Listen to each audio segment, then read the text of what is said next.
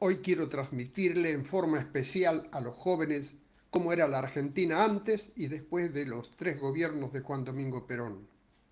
Cuando el general Juan Domingo Perón asumió el gobierno en 1946, muy poco se fabricaba en el país. A raíz de los altos precios del transporte en manos extranjeras, hasta la madera y el mármol de nuestros edificios se traía de Europa porque el precio del transporte ferroviario inglés era tan alto que resultaba más barato cruzar el Atlántico con productos ya existentes en el país. Antes de Perón, los trabajadores tenían jornadas que oscilaban entre 16 y 18 horas diarias y el salario se pagaba por semana, de manera que el obrero cobraba 28 días al mes. No existía el descanso dominical pago, no se pagaban las vacaciones, tampoco el sueldo anual complementario que la oligarquía llamaba despectivamente aguinaldo porque significa regalo. El mal llamado aguinaldo tiene su origen en un acto de reivindicación de los asalariados que venían siendo estafados por sus empleadores. El año tiene 52 semanas, pero al trabajador le pagaban 48 semanas. En una palabra, las empresas le despojaban 29 días anuales al trabajador.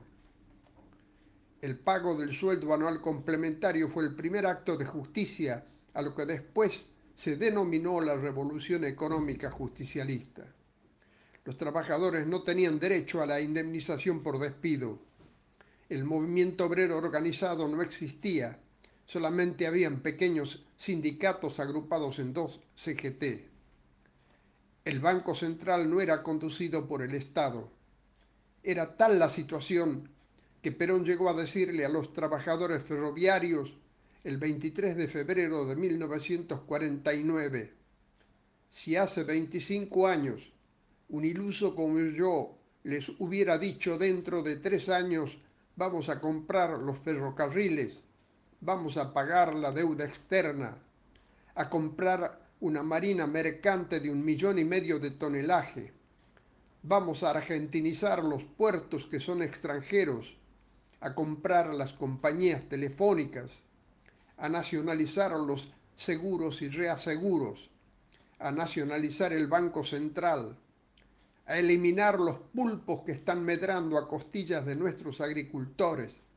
Vamos a poner en vigencia una constitución que obligue a terminar con el latifundio en forma legal. Vamos a entregar la tierra a quien la trabaje. ¿Qué hubieran dicho ustedes? Este está loco. Pues señores, esto está hoy realizado. El Banco Central, nada menos que el banco custodio del oro, de la circulación de la moneda, el regulador del crédito y de todos los valores argentinos, estaba en manos extranjeras. Su directorio estaba formado por 10 miembros, de los cuales 8 eran representantes de bancos foráneos.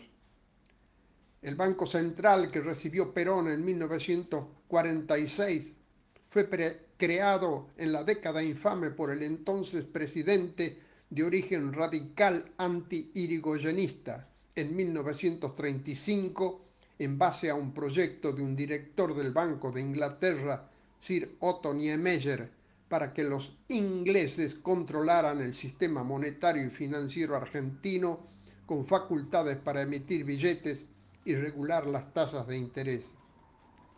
Es por eso que Perón se vio precisado a nacionalizarlo para que ese banco decida la política monetaria del país. La democracia tampoco existía.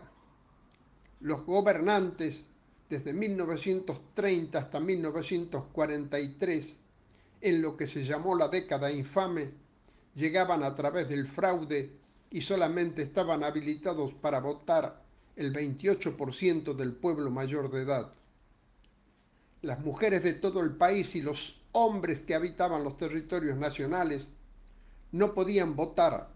Se llegaba al colmo de trasladar a los empleados del Estado a los territorios nacionales cuando no comulgaban con la oligarquía gobernante. Recién con el general Perón el pueblo pudo organizarse. Los trabajadores No solamente consiguieron un trabajo por la creación de fábricas que llegaron a ser 149.000 en 1954, sino que se establecieron los derechos del trabajador. Se comenzó a respetar la jornada laboral de 8 horas. Se estableció el descanso dominical pago, el sueldo anual complementario y las vacaciones pagas. Se garantizó el salario mínimo vital y móvil.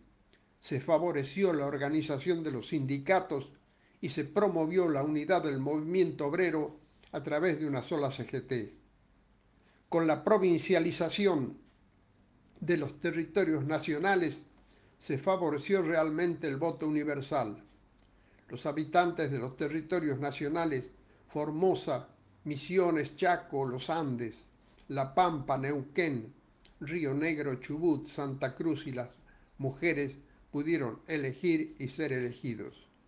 Según la memoria y balance del Banco Central, que hasta entonces era privada, existía una deuda externa de 3.500 millones de dólares, créditos por 1.500 millones de la misma moneda, pero bloqueados con un servicio anual en divisas que se acercaba a los 1.500 millones de dólares para el pago de los beneficios de las empresas extranjeras que explotaban nuestros servicios públicos y otras radicadas en el país: seguros, reaseguros, comercialización agraria, pago de la deuda externa, fletes marítimos, aéreos, etc.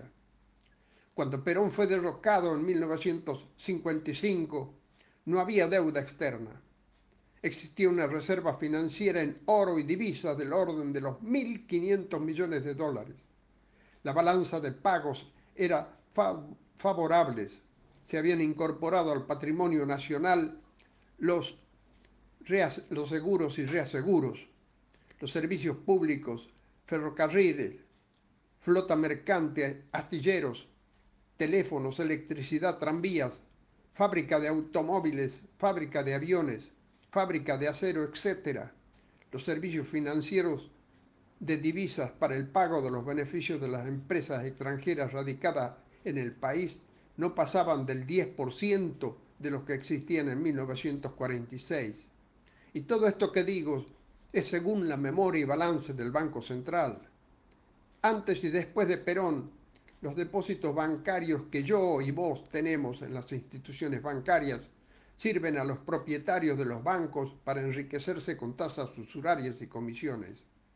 Durante los 3 gobiernos de Perón se nacionalizaron los depósitos bancarios, medida con la cual el gobierno peronista se transformó en la historia argentina como el que construyó el mayor número de viviendas a precios populares, escuelas, créditos blandos a las pymes y numerosísimos beneficios sociales garantizando dichos depósitos.